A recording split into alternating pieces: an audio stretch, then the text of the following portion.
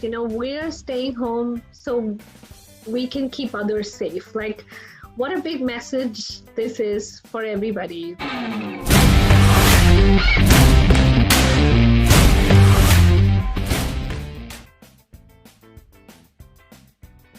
First of all, thank you for accepting this interview, and I would love you to tell us a little bit about you and about your company. Yeah, hi Ramona. Thank you so much for this. I would give anything to be able to talk to you. So I'm glad that we are connecting. I'm based in Atlanta, Georgia, in the United States, and my company is called Think Aloud Coaching and Consulting.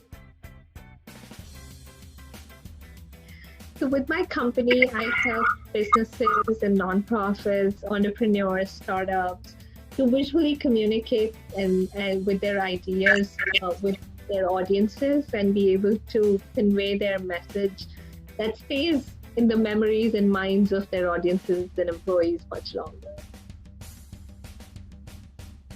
It's interesting you would ask me, just yesterday I created this post saying that everything in nature seems to be going in the exact same pace that it's supposed to be.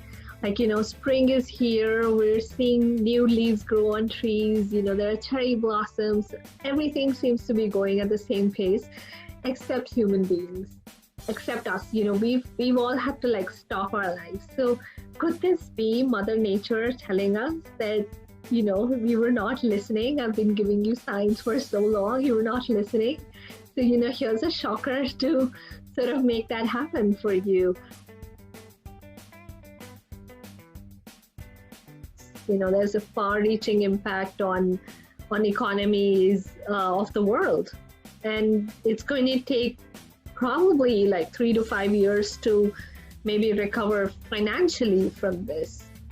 But there's a whole other aspect that is coming off from this, which I think, I was reading the other day, the pollution levels in the world have come down. The world's most polluted cities are, in the green zone now, which is, it's a side effect, but it's worth it, I would say.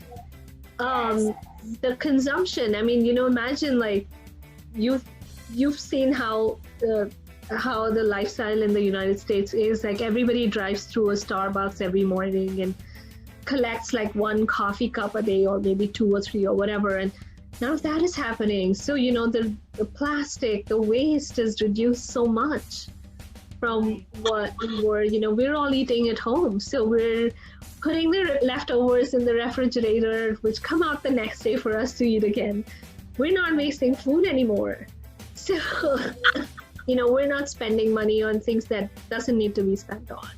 Do you think the business, the way we do business will change? Yes, absolutely. I think the way we're approaching our business has changed because in the moment of crisis, we're just, as business owners, just trying to see where is it that we can cut costs. That was the first thing that, people sort of started working on in their businesses. I, as a business owner, did that. I looked at all my expenses and tried to see where I can cut down.